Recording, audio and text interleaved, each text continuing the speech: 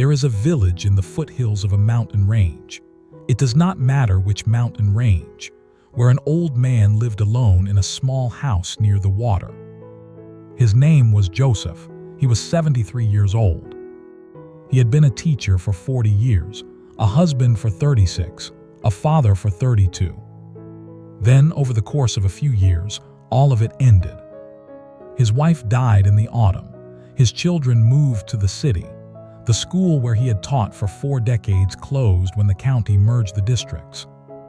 And Joseph, who had spent his entire adult life defined by what he was to other people, found himself one morning with none of it. Just a chair, a river, and the particular silence of a life that has become quieter than the person living it knows how to be. He was not depressed, exactly. He was something harder to name. He was a man who had poured himself so completely into structures that belonged to other people that, when those structures ended, he genuinely did not know what remained. He sat by the river every morning and waited, though he could not have said what he was waiting for. There was a young woman who walked past his house every day on her way to work. Her name was Marta. She was 29. She had recently ended a 5-year relationship, not dramatically, just the slow mutual realization that they had become two people maintaining the appearance of something that had already quietly finished. She was trying to decide whether to accept a position in another city.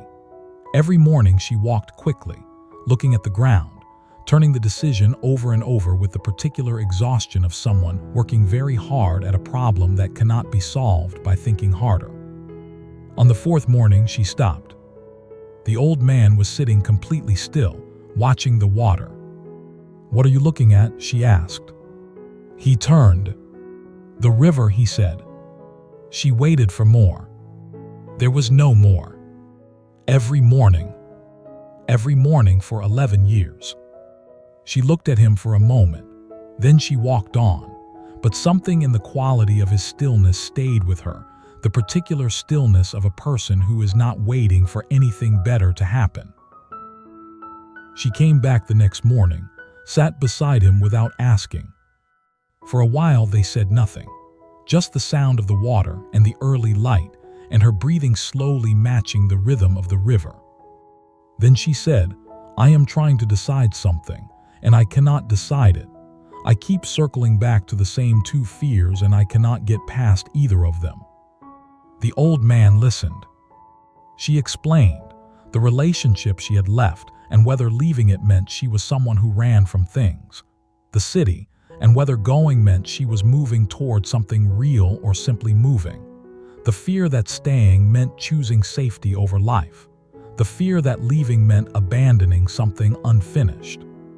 When she finished, he reached down, picked up a small stone, and threw it gently into the current. They watched it disappear. "Do you see where it went?" he asked. "No. Neither does the river," he said. "It is not keeping track of every stone it has received. It is not deciding whether to keep moving based on what it has already carried." He watched the water. It moves, and in moving, only in moving, it finds out where it is going. She came back many mornings after that. One morning, she asked him about his wife. He was quiet for a moment. The river moved. "She died 11 years ago," he said. "In the autumn, the leaves had just turned." "Is that why you sit here? Because of her?" He thought about this carefully, the way he thought about everything now. "At first," he said, "I sat here because I did not know how to be without her, without the school, without any of it. I kept thinking, when the grief is smaller, I will begin again, when I feel more certain, when I am ready." A pause, a bird somewhere upstream. "Then one morning, I noticed something." "What?" "The river never waits to be ready." He gestured at the water. "It does not wait for the landscape to become easier or the season to become warmer. It does not pause at the hard bend and reason about whether this is the correct direction. It moves with what it has, in the conditions it finds itself in, and the moving itself is what shapes it." He looked at her. I had been sitting on the bank waiting to feel like the river, and the river was trying to tell me, you do not feel like the river first. You move, and then you become it. Waiting until we feel ready, he said quietly, is how we miss the river entirely. The Taoists had a word for what Joseph had learned. Wu Wei, often translated as non-action, but this misses it. Wu Wei is not passivity. It is the action that moves with the nature of things rather than against them. Water does not force its way through rock. It finds the crack. It goes where resistance is least, and in going there over time it moves the mountain. This is not weakness. It is the most patient form of power there is. Lao Tzu wrote, "The highest good is like water.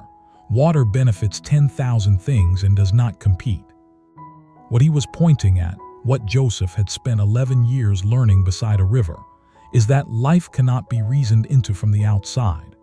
Grief cannot be understood by watching grief from a safe distance. Change cannot be resolved by analyzing it.